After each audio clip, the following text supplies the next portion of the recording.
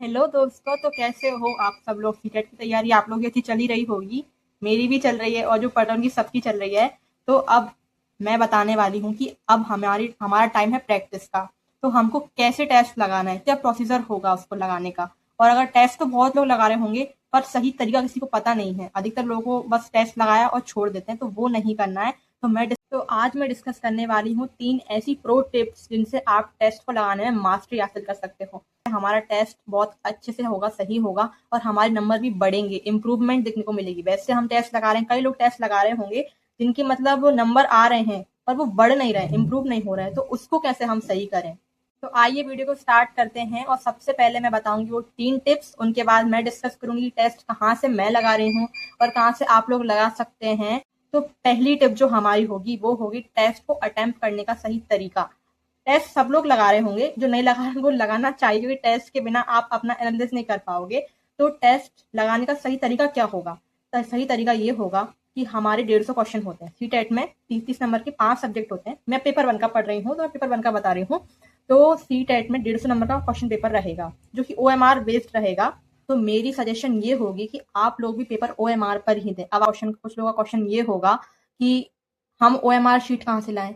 मैं currently CTET का पढ़ रही हूँ सचिन एकेडमी से। तो वहाँ पर सर ने ऐप में सबके लिए फ्री वाली PDF का सेक्शन जो होता है ना, उसमें OMR शीट डाल दी है। जिसको टेस्ट लगाना है वो वहां से PDF डाउनलोड करे और प्रिंट निकलवाए और उस पर अपने सर्कल लगाकर टेस्ट करे, जिससे आपका टाइम मैनेजमेंट सही होगा। क्योंकि मैंने देखा है, मैं इससे पहले मैं भी फोन पर ही नॉर्मल टेस्ट लगा रही थी, पर जब सर ने बोला कि OMR पर लगाओ, वो सर्कल्स करने वाला लगाओ, तो मैंने देखा कि जो मेरा 15-20 मिनट जो आधा घंटा टेस्ट पर बच जाता था वो नहीं बच रहा है। मतलब टाइम मैनेजमेंट का बहुत सही हो जाएगा अगर हम OMR पर लगाएंगे। सबसे पहले आप लोग OMR शीट निकलवाइए, प्रिंट निकलवाइए, उसकी कॉपीज लीजिए और अपने टेस्ट के साथ उनको रखिए और सर्कल करते हुए टेस्ट लगाइए। इससे आपका क्या होगा, एग्जाम सेंटर में आप सीधे एकदम से अगर OMR पर टेस्ट करेंगे, एग्जाम देंगे, तो वहां पर आप एकदम हड़बड़ा जाएंगे कि अरे टाइम लग रहा है और क्वेश्चन भी पढ़ने में और सर्व करने में। तो आप थोड़े प्रिपेयर हो जाओगे एग्जाम के लिए, अगर आप घर पर और अभी से कुछ प्रैक्टिस कर। तो एक तरीका तो ये हुआ कि आप OMR से ही टेस्ट दें, जिससे आपकी प्रैक्टिस और टाइम मैनेजमेंट सही होगा। उसके बाद आपको ये करना है कि क्वेश्चन पेपर सब पढ़ रहे हैं, आपका टेस्ट स्टार्ट हो गया है, ठीक है, स्टार्ट हो गया। उसके बाद आपको कुछ क्वेश्चन तो ऐसे होता है ना कि हमको पूरा 100% कॉन्फिडेंस इसका आंसर ये है, तो और 90% जो क्वेश्चन हमको आ रहा है पहले उसको अटेम्प्ट करना है।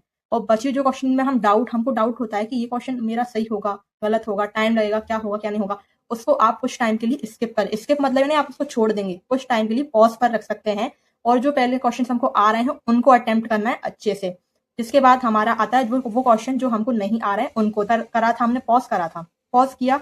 उसके बाद आपको उसमें इतना टाइम भी नहीं लगाना है कि आपका टाइम ही आउट हो जाए, नहीं, उसको टाइम देना है पर इतना नहीं। तो पहला काम आपका होगा कि आप OMR पर टेस्ट लगाएं। जैसे मैंने लगाया था कल, देखो ये मेरा OMR शीट है, मैं कल लगा रही थी इस पर टेस्ट।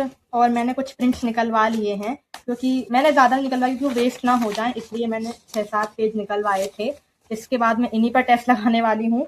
तो आप लोग भी करिएगा, अगर आपसे बने तो ऐसा ज़रूर करना, OMR पर टेस्ट देना। मेरे टेस्ट में 110 नंबर आए थे, जो मुझे अभी भी कम लग रहे हैं, क्योंकि 120-130 तक अगर यहाँ पर आएंगे तब जाके एग्जाम हॉल में नंबर बढ़ेंगे। अब आती है हमारी टिप नंबर 2। दूसरा पॉइंट हमारा ये होगा कि हम क्वेश्चन अटेम्प्ट कर रहे हैं। कई क्वेश्चन कंफ्यूजिंग होते हैं, जैसे कि आपको पढ़ लिया, आपने क्वेश्चन पढ़ा, आपको समझ नहीं आ रहा है कि कैसे क्या करना है। कुछ ऑप्शंस तो देखते ही पता चल जाता है कि इसका आंसर ये है, टिक करो। कॉन्फिडेंट होते हैं हम कुछ क्वेश्चंस को लेकर, पर कुछ में नहीं हो पाता है। तो आपको सीखना पड़ेगा एलिमिनेशन मेथड। एलिमिनेशन मेथड मतलब आपको 2 ऑप्शन हटाने, एलिमिनेट करने हैं, और 2 ऑप्शन में से आपका कंपटीशन चलेगा। टारगेट रहेगा कि इन दोनों में से आंसर है। सबसे पहले कॉन्फिडेंस आपको होना पड़ेगा कि ये 2 ऑप्शन आंसर नहीं है। मतलब आपको 2 ऑप्शन को एलिमिनेट करना पड़ेगा। जैसे कि मैं आपको एक एग्जांपल देती हूँ, मैंने क्वेश्चन खुद ही लिखा है समझाने के लिए, मैंने कहीं से देखा या मुझे भी नहीं पता है क्वेश्चन आया होगा, पर मैंने जो टेस्ट लगाती हूँ उसमें मैंने सिमिलर क्वेश्चन पढ़े हैं। तो क्वेश्चन होगा, इनमें से कौन सा बालक के समग्र विकास के बारे में सही है, ये क्वेश्चन है। अब 4 ऑप्शन होंगे। पहला ऑप्शन होगा केवल परीक्षा पर ध्यान केंद्रित करना, फर्स्ट ऑप्शन। दूसरा, कक्षा का वातावरण सृजनात्मक बनाना। तीसरा, रटने पर जोर देना। और चौथा, परीक्षाएं आयोजित करना। अब आप खुद सोचिए, इसमें से 2-3 ऑप्शन ऐसे सीधे आपको दिखेंगे जो एलिमिनेट हो जाएंगे। जैसे कि ऑप्शन ए मैंने बोला, केवल परीक्षा पर ध्यान केंद्रित करना, केवल। और परीक्षा को तो अब ध्यान केंद्रित नहीं करना है। अब बच्चों की activity, creativity child centre classrooms के बारे में बात होती है तो परीक्षा पर ध्यान केंद्रित नहीं होगा, तो ये ऑप्शन हमने एलिमिनेट किया। उसके बाद ऑप्शन सी बिल्कुल हटाने वाला है, रटने पर जोर देना। रटने पर तो बिल्कुल जोर नहीं दे सकते, आज के टाइम में बच्चों को खुद से और एक्टिविटीज के माध्यम से सिखाना है। ये 2 ऑप्शन हमने एलिमिनेट करे, तो इसको ही बोलते हैं एलिमिनेशन मेथड। हमने कॉन्फिडेंस के साथ ये 2 ऑप्शन हटाए, तो ये होता है एलिमिनेशन मेथड। अब 2 ऑप्शन जैसे कि परीक्षाएं आयोजित करना, ठीक है, पर आज के टाइम के हिसाब से और इस क्वेश्चन के टाइम के हिसाब से नहीं बोल सकते, क्वेश्चन के अकॉर्डिंग क्या सही है। जैसे कि बी ऑप्शन मुझे करेक्ट लग रहा है और करेक्ट है कि कक्षा का वातावरण सृजनात्मक बनाना, क्रिएटिव बनाना, कक्षा के वातावरण को क्रिएटिव करना जिससे बच्चे जल्दी सीखें, तो इसका ऑप्शन ये सही हो जाएगा। टिप नंबर 3 पर आते हैं। मतलब अब हमने टेस्ट दिया, एलिमिनेशन किया, सही से टेस्ट को लगाया, सब किया। इसके बाद बारी आती है, टेस्ट खत्म होने के बाद हम फ्री नहीं हो सकते। फ्री तब होंगे जब हमने उसका प्रॉपर एनालिसिस किया हो। तो एनालिसिस बहुत जरूरी होता है टेस्ट देने के बाद। क्यों? क्योंकि हमने जो अगली बार हम टेस्ट लगाएंगे उसमें हम सेम गलतियां फिर करेंगे, तो वो उससे अपने नंबर इंप्रूव नहीं होंगे। ये मैं पहले बहुत करती थी, अभी मेरे हैबिट में मैंने मुश्किल से जाकर एनालिसिस की आदत डाली है। मैं भी यही करती थी कि मैंने टेस्ट दिया उसके बाद फिर नेक्स्ट टेस्ट दे दिया। ऐसा नहीं करना है। टेस्ट लगाया, आपने अच्छे से अटेम्प्ट करना है। ऐसा नहीं टेस्ट ही तो है, क्या हो जाएगा। टेस्ट आपका बहुत कुछ करता है हेल्प, जैसे कि आपने टेस्ट लगाया, प्रॉपर एग्जाम जैसा माहौल, शांति में बैठकर आपको टेस्ट लगाना है और टेस्ट लगाया, उसके बाद कंप्लीट किया, आपका जो भी स्कोर रहा, मान लो मेरा पिछले टेस्ट में कल ही लगाया था तो मेरा 110 रहा, तो मैंने उसका एनालिसिस किया कि मेरे 40 कौन से गलत हो रहे हैं। तो आपको ये ध्यान रखना होगा कि टेस्ट लगाने के बाद एनालिसिस करना बहुत ही इंपॉर्टेंट स्टेज है। अगर आप एनालिसिस नहीं करोगे ना तो आपका स्कोर इंप्रूव नहीं होगा, जितने पर आप हो उतने पर ही रह जाओगे।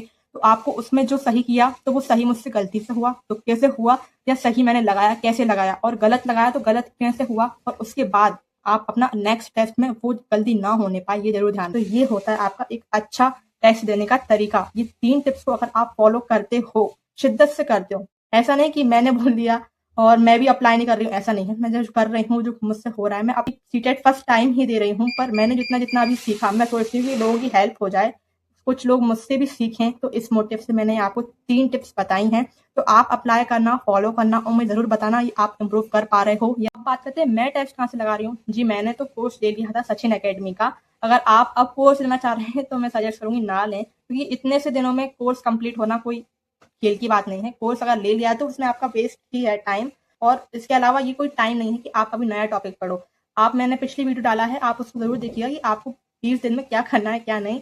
अगर आप नए हो तो चैनल को सब्सक्राइब जरूर कर लेना, जिससे आपको मेरी ऐसी और वीडियोस मिलेंगी।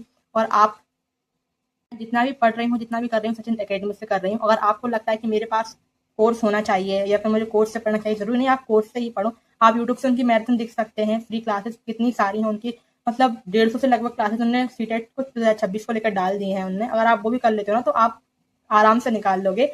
और जरूर बताइएगा आपको मेरी वीडियो से क्या सीखने को मिला, और जो मैंने आपको बताया वो आपके साथ अप्लाई करने के बाद सही जा रहा है, इंप्रूवमेंट हो रही है या नहीं। अगर आपके नंबर मेरी इस वीडियो के बाद, इस सजेशन के बाद बढ़ते हैं तो कमेंट्स ना जरूर बताइएगा। और सब्सक्राइब करना ना भूलिए, मेरे चैनल को सब्सक्राइब जरूर करिए, बेल आइकन को दबाइए जिससे आपको सही टाइम पर नोटिफिकेशन मिल जाए। और अगर वीडियो अच्छी लगी है तो लाइक करना, और ऐसे ही सीटेट एस्पिरेंट्स के लिए जो अभी करंटली सीटेट का पढ़ रहे हैं, जिनका 8 फरवरी को पेपर है, उनको जरूर शेयर करिएगा।